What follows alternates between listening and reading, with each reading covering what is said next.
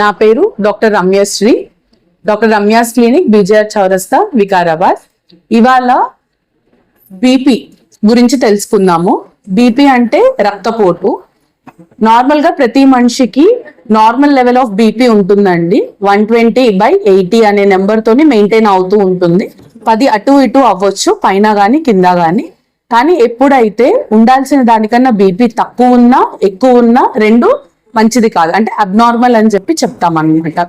BP తక్కువ ఉండడం అనేది మామూలుగా మనం తీసుకునే తిండిలో ఉప్పు తక్కువైనా, వాటర్ కంటెంట్ సరిగ్గా తీసుకోకపోయినా, ఎండాకాలం ఎండలో చాలా పనిచేసి తగినంత నీరు తాగకపోయినా, ఇట్లాంటి వాటితోని, మరియు వామిటింగ్స్, మోషన్స్, కంటిన్యూస్ గా ఎక్కువ జ్వరం ఉండడము, వీటి వల్ల బీపీ తక్కువ అవుతుందండి.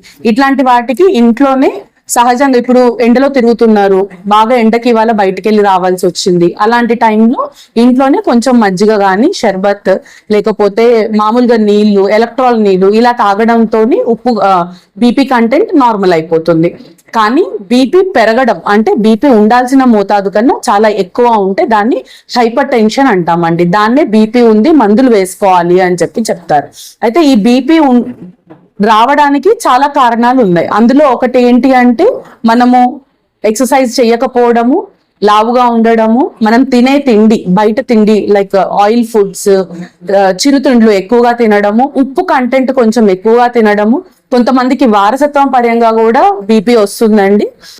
ఇవన్నీ కాకుండా ఆల్కహాల్, స్మోకింగ్, ఇవి రెండు చాలా ఎక్కువ మోతాదులో చేసినా, చాలా ఫ్రీక్వెంట్ గా ఎవ్రీడే కొంచెం కొంచెం తాగినా, ఎక్కువ తాగినా రెండు అంతే హానికరం అన్నమాట. రెండిటి వల్ల కూడా బీపీ వస్తుంది.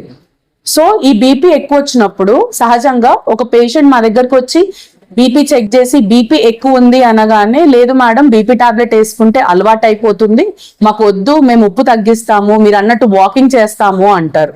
ఉప్పు తగ్గించడం వల్ల, వాకింగ్ చేయడం వల్ల ఏదో 10% బీపీ కంట్రోల్లోకి వస్తుందండి. పూర్తిగా ఎంత నార్మల్ ఉండాలో అంత నార్మల్ అవ్వదు. అలా అవ్వాలి అంటే ఖచ్చితంగా బీపీ టాబ్లెట్ వేసుకోవాల్సిందే. బీపీ టాబ్లెట్ ఎక్కువ వేసుకోకపోవడం వల్ల, ఆర్ బీపీ శరీరంలో ఎక్కువ శాతం ఉండడం వల్ల మనకి గుండె, కిడ్నీ, మెదడు మూడు పైన ఎఫెక్ట్ వస్తుంది. గుండె పైన ఎఫెక్ట్ వస్తే గుండెపోటు వస్తుందండి, హార్ట్ అటాక్ అంటాము.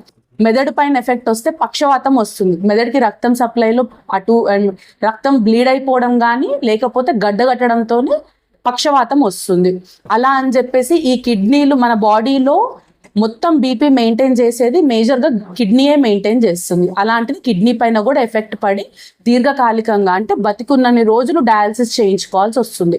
2 కిడ్నీలు పాడైపోతాయి అన్నమాట. సో అక్కడ దాకా వెళ్ళడం కన్నా బేసిక్ మేమిచ్చే చిన్న టాబ్లెట్స్ వేసుకొని దాంతో మీ బీపీ అనేది కంట్రోల్లో పెట్టుకోవచ్చు. ఇంకోటి, ఇప్పుడు మీకు బీపీ ఉంది అంటే ఆ బీపీ ఏదో పెద్ద జబ్బు అన్నట్టు చూడొద్దు, దానివల్ల ఎక్కువ టెన్షన్ పడొద్దు. సింపుల్ అండి.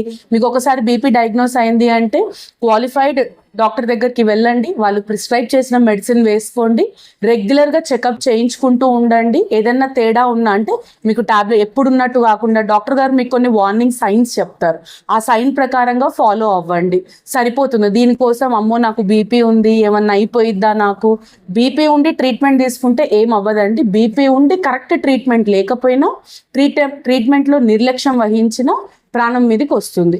నమస్కారం.